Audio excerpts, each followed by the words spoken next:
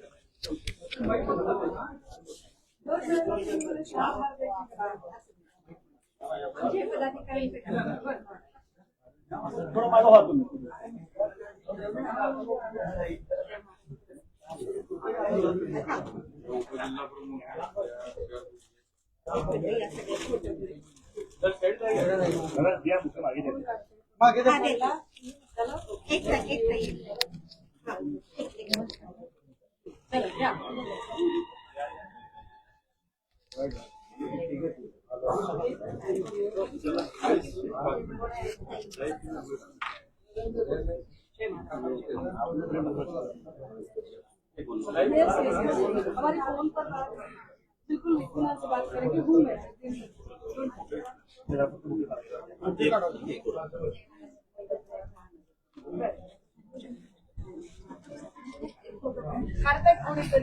Share करा.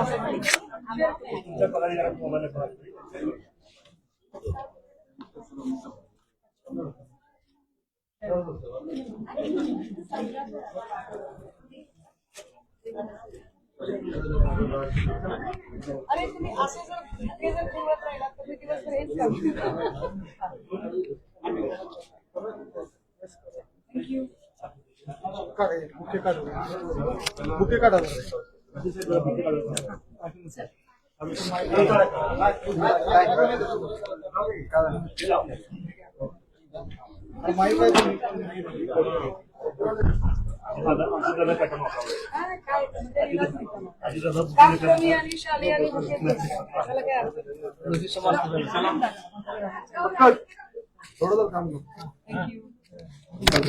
Okay done. हो काय काय प्रश्न आहे का? ओके बरं. Iran Iran Iran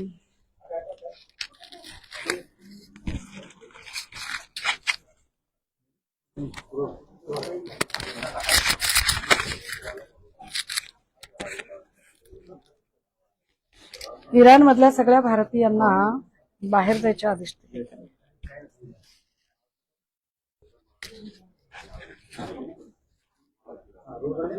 okay done. जिल्हा परिषद निवडणुका झाल्यानंतर सोलापूरच्या दौऱ्यावर जिल्हा परिषद निवडणुकांमध्ये ज्या पद्धतीनं यश मिळायला हवं होतं तसं मिळालं नाही, अपेक्षित यश मिळालं. काय आकलन आहे त्या सगळ्या निकालासंदर्भात, एकूण दौऱ्यासंदर्भात काय सांगा?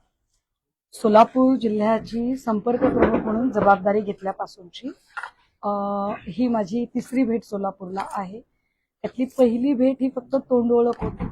दुसऱ्या भेटीमध्ये मला जिल्हा परिषदेच्या काही मतदारसंघांमध्ये प्रचाराच्या दौरे होते, त्यामुळे काही मला व्यक्तिशः कोणालाही भेटीगाठी करणं शक्य झालं नाही. आजची भेट ही आम्ही सोलापूरची एकूण कार्यकारिणी आणि सोलापूरची नव्याने पुनर्रचना करणे या संदर्भाने महत्वाची भेट आहे. कारण मागच्या काही दिवसांमध्ये एकेकाळी ज्या सोलापूरमध्ये आमचे एकूण 3 आमदार होते, मागच्या टर्मला आमचे जवळपास 21 नगरसेवक होते, महेश कोठेंसारखा अतिशय चांगला आमचा लढवय्या असा शिवसैनिक, आणि एक एक चिरा निखळत गेला. त्यात ज्यांच्यावर जबाबदारी दिली होती कुंपणाने शेत खाल्लं म्हटल्यासारखी, तर त्यात काही फेरबदल झाले, त्यावर आता मला काही बोलायचं नाहीये. मात्र ह्या सगळ्या गोष्टींचा विचार करता सन्मान्य पक्षप्रमुखांनी काही जबाबदारी दिलेली आहे आणि पक्षप्रमुखांना मी सांगितलेलं आहे की होय, आपण पुन्हा एकदा सोलापूर उभं करूया.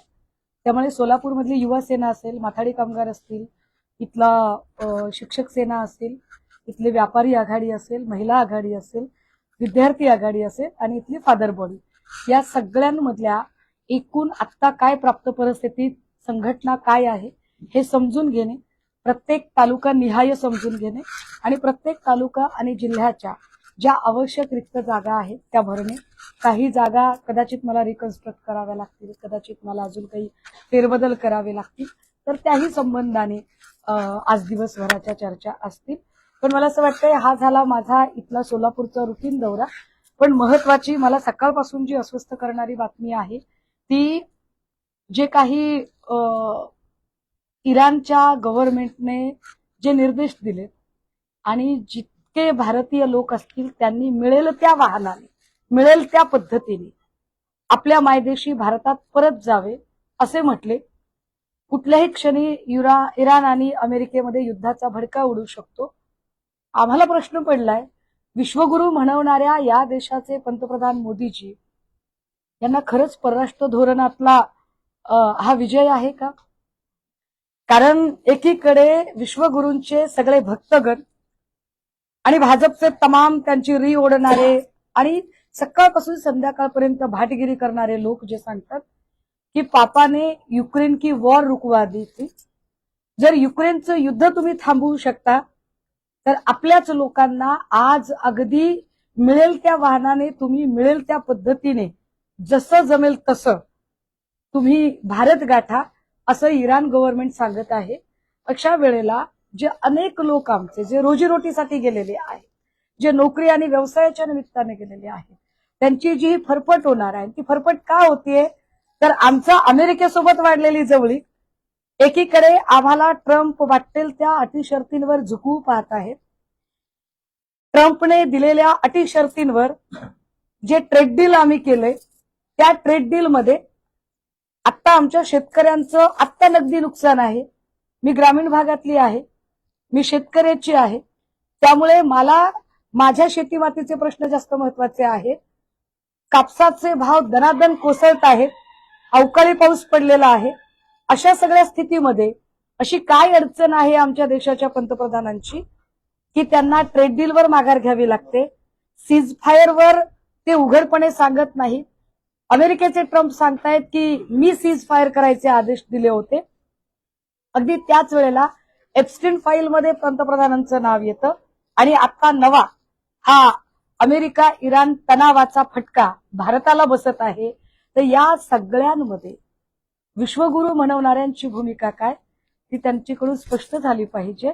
अन्यथा देशभरातनं सगळेच जे महाविकास आघाडीचा भाग असणारे लोक आहेत हे सगळेच नेतेगण प्रश्न विचारायला लागतील. ते मला वाटतं जास्त महत्वाचं आहे. त्यामुळे आजच्या दिवसभरामध्ये आम्हाला युक्रेनचे युद्ध थांबवणारे पंतप्रधान हे अमेरिका इराणच्या तणावामध्ये भारताला ती झळ बसत आहे त्यावर त्यांची काय भूमिका आहे सरकार पक्षाची ती स्पष्ट व्हावी असं आम्हाला नक्की वाटतं. पहलगाम हल्ल्यानंतर संसदेत समित्या ज्या आहेत ते जगभरामध्ये फिरत होत्या. आता पुन्हा एकदा संसदीय समित्यांचा दौरा आलेला आहे. सुप्रिया सुळे सुद्धा देखील एका गटाचं नेतृत्व करत आहेत. तुम्ही त्याकडे कशा पद्धतीने? नाही, त्यांना काय कुणाला दौरे करायचे ते करावे, आम्हाला त्या दौऱ्यांमध्ये रस नाहीये. पण मला असं म्हणायचंय की तुम्ही जगभराला कन्व्हिन्स करण्यापेक्षा तुम्ही भारतीयांना कन्व्हिन्स कसं करणार आहात ते सांगा. कारण तुम्हाला जगाच्या बेटरमेंटसाठी निवडलेलं नाहीये. भारत सरकार हे भारताच्या बेटरमेंटसाठी आणि वेलफेअर स्टेटसाठी निवडलेलं आहे. जर भारताला कल्याणकारी राज्य बनवणे यासाठी जर सरकारची निवड झाली असेल तर हे सरकार जगभरात कुणाला कन्व्हिन्स करू पाहते आणि कशासाठी? आणि जर यावर असं म्हणणं असेल की जगभरात आमचे आंतरराष्ट्रीय संबंध चांगले राहावे आणि परराष्ट्र धोरण आमचं सुधारावं म्हणून आम्ही हे करत आहोत, तर मग तुमचं परराष्ट्र धोरण का सुधारत नाहीये? का अमेरिकेसोबत तुम्हाला ट्रेड डील तुमची अपयशी ठरतेय? का तुम्हाला अमेरिकेच्या सगळ्या अटी शर्ती सहन कराव्या लागतायत? आणि का इराण गव्हर्नमेंट भारतीयांना हुसकावून लावेपर्यंतची आमच्यावर वाईट वेळ येते. सो बाहेर दौरे करण्यापेक्षा भारतीयांच्या प्रश्नांची आधी उत्तरं द्या, ते जास्त महत्वाचं आहे. भाजपचे कार्यकारी जाहीर झाले प्रदेश कार्यकारी म्हणजे नवनाथ बोन यांना मुख्य प्रवक्ता करण्यात आला आणि केशव उपाध्याय सोलापूरचे त्यांना मात्र उपाध्यक्ष करून त्यांना साईडलाईन करण्याचा प्रयत्न झाला. आपण कशा पद्धतीने आपण ट्विटही केलं. कबीरांचा फार चांगला दोहा आहे, देख तेरे संसार का क्या हो गया हा. तर त्याच्यामधला मला पुढचा दोहा अजिबात उच्चारायचा नाहीये, परंतु ही नवी भाजपा आहे, ही फडणवीसांची भाजपा आहे. त्यामुळे सत्तास्थानी पोहोचण्यासाठी संघर्ष केलेल्या लोकांनी फक्त सतरंज्या उचलायच्या आहेत. या बसा, आम्ही तुमच्यासाठी रेड कार्पेट टाकतो, एवढंच म्हणायचं आहे. मला उपाध्यांच्यासाठी खरंच वाईट वाटतंय. उपाध्यांची अवस्था नुसता जमुरे बैठ जा, जमुरे उठ जा, जमुरे ताली बजा एवढीच काय ती राहिलेली आहे आणि हे वाईट आहे. भंडारी असतील, उपाध्ये असतील, मला खरंच या लोकांसाठी वाईट वाटतं. टीव्ही माध्यमांवरती येऊन हनुमंत पवार आपली भूमिका मांडत होते, मात्र त्यांना विरोधी कार्यकर्त्यांनी मारहाण केली काल पुण्यामध्ये. हे अत्यंत गंभीर आहे. काल एका दुरळा नावाच्या चर्चासत्राच्या दरम्यान भाजपच्या एका प्रवक्त्याची आणि हनुमंत पवार यांची शाब्दिक खडाजंगी झाली. यामध्ये भाजपच्या लोकांनी एक आक्षेप असा नोंदवला की हनुमंत पवारांची भाषा उद्दामपणाची होती, उर्मटपणाची होती. परंतु औरंग्याची औलाद हा पहिला उर्मट शब्द हा भाजप प्रवक्त्याकडून आला. जेव्हा औरंग्याची औलाद असं म्हटलं जातं त्यावेळेला अरे म्हणता कारे येते आणि पेरालती उगवते या न्यायाने त्याला रिॲक्शन येणं हनुमंत पवारांकडून फार स्वाभाविक होतं. पण जेव्हा एक शाब्दिक म्हणजे मुद्दे चालू आहेत तेव्हा मुद्द्यावरून गुद्द्यावर येणं हा भाजपाचा वैचारिक पराभव आहे. आणि मला असं वाटतं की जी नवी भाजपा मी म्हटलं की ही फडणवीसांची नवीन भाजपा आहे. या नवीन भाजपामध्ये फडणवीसांनी काय पद्धतीचे गुंड पोचलेले आहेत. मला असं वाटतं की तुषार दामगुडेंना आता मोठं पद मिळायला हरकत नाही, कारण फडणवीसांना अपेक्षित असणाऱ्या नव्या भाजपातले पद मिळवण्यासाठीचे सगळे निकष आता दामगुडेंनी पूर्ण केलेले आहेत. पण या निमित्ताने संसदीय लोकशाही व्यवस्था पुन्हा एकदा हाताळायला आणि गृहमंत्री म्हणून कामकाज बघायला फडणवीस अपयशी ठरलेले आहेत. या त्यांच्या एकूण उदाहरणात अजून एका कालच्या उदाहरणाची भर आहे. अधिवेशन सुरू आहे. कंत्राटदारांचे 77,000 कोटी रुपये अजून प्रलंबित आहेत. उलट त्यांना शासन निर्णय काढण्यात आला की पैसे वितरित करण्यात यावे. ऑक्टोबर महिन्यातला शासन निर्णय, मात्र अजूनही पैसे वितरित झाले. कंत्राटदार आत्महत्या करतायत, सगळं प्रश्न उपस्थित करतायत. मुख्यमंत्र्यांकडून वेळ दिला जातो. कंत्राटदारांचे पैसे द्यायला तिजोरीत पैसा नाही. लाडकी बहीणचे पैसे देण्यासाठी सारथी, बार्टी, महाज्योतीचा निधी वळवला जातोय. सामाजिक न्याय खात्याचा निधी इकडे वळवला जातोय. अगदी त्याच वेळेला अनेक असे प्रकल्प आहेत की जे महत्वाकांक्षी प्रकल्प ठप्प झालेले आहेत. कितीतरी योजना, संजय गांधी निराधार योजना असेल किंवा पेन्शन योजना असतील, त्याचे पैसे लोकांचे द्यायचे राहिलेले आहेत. परंतु सरकारच्या जाहिराती मात्र थांबत नाहीत. ज्या कंत्राटदारांना आता चेक दिलेले आहेत ते चेक उद्या वटतीलच याची काय गॅरंटी. आणि असे चेक बाउन्स झाले तर कंत्राटदार त्यावरती फिर्याद सुद्धा व्यक्त करू शकत नाही, मांडू शकत नाहीत. कारण एकाने फिर्याद देण्याचा प्रयत्न केला ना की मी ठेकेदार आहे, मला माझं बिल द्या, असं म्हणायला गेलेल्या रोहित आर्याला गोळ्या घालून मारलं गेलं. मग आता त्याला काय आतंकी नक्षली काय करार द्यायचा ते देतील. म्हणजे एकीकडे एकतर तुम्ही कामच देणार नाही इथल्या ठेकेदारांना, आत्मनिर्भर भारतच्या तुम्ही जाहिराती करणार, अरबोखरबोच्या जाहिराती, आणि त्याच वेळेला भारतीय आणि महाराष्ट्रातल्या लोकांना तुम्ही अजिबात कंत्राट द्यायचं नाही. देताना ते आंतरराष्ट्रीय कंपनीला द्यायचं.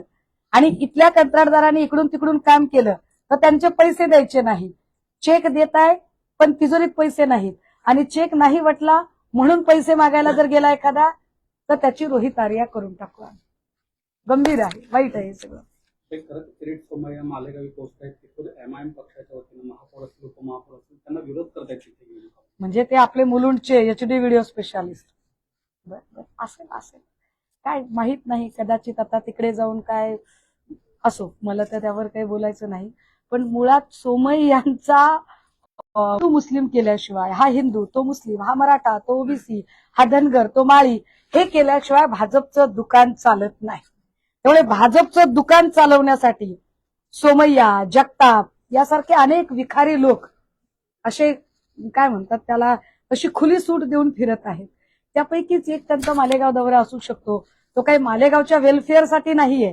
मालेगावमध्ये अशांतता पसरवण्यासाठी भाजपानं लोकांना पाठवले. जसे भिगवणमध्ये अशांतता पसरवतात, इंदापूरमध्ये अशांतता पसरवतात, कधी संभाजीनगरमध्ये, कधी अकोल्यामध्ये चालू आहे त्यांचं. साहेब, पुणे लोक आलेले ओळखत सोलापूर विद्यापीठाचा संघ जो आहे तो कर्नाटकच्या दिशेने रवाना होत होता. संघाला जे आहे मराठी भाषिक असल्याच्या वादावरून जे आहे ती प्रचंड मारहाण झालेली. विद्यापीठ प्रशासनानं या संदर्भात कोणतीही तक्रार केली नाही. विद्यापीठ प्रशासन कुणाला पाठीशी घालायचा प्रयत्न करते? नाही, मला असं वाटतं की प्रत्येक गोष्टीत राजकारण नाही शोधू आपण. एक गोष्ट मी समजून घेतलेली आहे की मला वाटतंय 47 ते 48 विद्यार्थी होते. जे 48 विद्यार्थ्यांचा संघ हा तिकडे जात होता. त्यांचं त्या एक्सप्रेसचं जे तिकीट होतं ते तिकीटही मी बघितलेलं होतं. त्यांचा जागेवरून बसण्यावरून वाद सुरू झाला होता आणि तो वाद नंतर विकोपाला गेला. आता तो वाद विकोपाला गेल्यानंतर त्याच्यात मारहाण वगैरे बऱ्याच गोष्टी झाल्या. त्यातला मला वाटतंय त्या दिवशीचा भल्या सकाळचा पहिला फोन माझ्याकडे आलेला होता. कारण ते विद्यार्थी कुठे कुठे वक्तृत्व स्पर्धांच्या निमित्ताने भेटलेले होते. आपण तो सगळा वाद समजून घेतला होता आणि त्यावेळेला त्यांची टीसी वगैरे त्या संबंधित आरपीएफशी बोलून त्यांची जाण्याची व्यवस्था पण केलेली होती. मात्र या संबंधाने तो भाषिक आहे का नाही हे तपासावं लागेल एक, किंवा त्याच्यात अजून काही कंगोरे आहेत का ते बघावे लागतील. पण एक नक्की आहे जे आपण म्हणताय तो अत्यंत व्हॅलिड मुद्दा आहे की जेव्हा विद्यार्थी बाहेर पडतात, संघ म्हणून बाहेर पडतात, तेव्हा त्याची पहिली जबाबदारी ही विद्यापीठांवर येते. कारण विद्यापीठांच्या भरोशावर पालकांनी आपले विद्यार्थी पाठवले असतात. दरम्यानच्या काळात जर एखाद्या विद्यार्थ्याचा काही घातपात झाला असता, त्याच्या जीवाचं बरं वाईट झालं असतं, तर त्याची जबाबदारी कोणी घेतली असती. त्यामुळे निश्चितपणे विद्यापीठांनी याच्या संबंधाने योग्य ती कायदेशीर पावलं उचलायला हवी या मताचे आम्ही नक्की आहोत. बाकी नंतरचा जो आपण मुद्दा म्हणताय तो तपासात मला वाटतं निष्पन्न होईल आणि त्यावरती तपास झाला पण पाहिजे. पण या संबंधाने आम्ही निश्चितपणे विधिमंडळीय अधिवेशनामध्ये सुद्धा प्रश्न विचारू, ती मी खात्री देते. देवेंद्र फडणवीस काल सभागृहात म्हणाले की अजितदादा हे मुख्यमंत्री होण्याच्या खूप महत्वाचे आणि योग्यतेचे होते किंवा ते मुख्यमंत्री होते किंवा न लाभलेले मुख्यमंत्री अशा पद्धतीचे विधान समोर आहेत. मात्र सत्तेत असताना अशा गोष्टी कधी समोर आलेल्या नाहीत. काय असतं माहितीये का दादा, एक फार चांगली कविता आहे. जन पळभर म्हणतील हाय हाय मी जाता राहील काय काय. कोण लोक आहेत ही? खरंच फडणवीसांना हे सगळं बोलायचं नैतिक अधिकार आहे का? तिसऱ्या दिवशी शपथविधीसाठी गडबड करणारी माणसं, ज्यांना 22 दिवसापर्यंत शोकसभा घ्यावी असं वाटत नाही, ते 22-24 दिवस झाल्यानंतर वरळीमध्ये शोकसभेचा इव्हेंट साजरा करतात आणि शोकसभेच्या इव्हेंटमध्ये मोठमोठी मुक्ताफळं उधळतात. पण मला वाटतंय आदरणीय पक्षप्रमुख उद्धव साहेबांनी काल याच शोकसभेच्या दरम्यान फार महत्वाचं एक विधान केलं. ते विधान होतं की एखाद्याला इतकंही छळू नका की त्याला जीव नकोसा वाटेल. आता तुम्ही मुख्यमंत्री पदाच्या योग्यतेचा माणूस गमावला असं जे फडणवीस म्हणतायत, याच फडणवीसांनी 70,000 कोटीचे आरोप करून त्याच दादांना छळलं ना. मग कोणतं खरं आहे? दादांवर आरोप केले हे खरं आहे का? की दादा मुख्यमंत्री योग्यतेचे होते हे खरं आहे आणि दादा मुख्यमंत्री योग्यतेचे होते हे खरं आहे? तर फडणवीसांनी काल जाहीरपणे माफी मागायला पाहिजे होती. फडणवीसांनी आपल्या सगळ्या वाईट गोष्टींच्यासाठी दादांची सभागृहात जाहीर माफी मागायला हवी होती की दादा माझं चुकलं, ते अत्यंत आपल्यावर वाह्यात चुकीचे आरोप केले आहेत आणि आम्ही सत्तेपायी आंधळे झालो होतो. मला वाटतं की सन्मान्य पक्षप्रमुख उद्धव साहेब जे म्हणाले की एखाद्याला तुम्ही छळता, त्याचा जीव नकोसा करता आणि मेल्यानंतर म्हणजे मेल्यापाठी कसली गळे काढताय तुम्ही? जिवंत असताना सन्मान द्या ना त्याला, जिवंत असताना आधार द्या ना, जिवंत असताना त्यांचा पक्ष संपवण्याचे प्रयत्न करता, जिवंत असताना त्यांच्या एका मंत्र्याला त्रास देता, जिवंत असताना त्यांचा अख्खा पक्ष अडचणीत कसा येईल, तुटेल फुटेल कसा, त्यांच्यातली 2 माणसं आपल्याकडे कशी काबीज करता येतील याचा प्रयत्न करता. आणि खरंच फडणवीस इतक्या मोठ्या मनाचे आहेत का की कोणाला ते मुख्यमंत्री होऊ देतील? अहो, स्वपक्षातल्या लोकांनी नुसतं मुख्यमंत्री, लोकांच्या मनातला मुख्यमंत्री म्हणलं तर त्यांची राजकीय कारकीर्द संपवणारे फडणवीस काय बोलताय? सोलापूर महापालिकेत 21 नगरसेवक आपले होते, मात्र यंदाच्या वेळेस मला खातं देखील उघडता आलं नाही. कुठं तर अंतर्गत गटबाजीचा पक्षाला मोठा फटका बसलाय वाटतंय.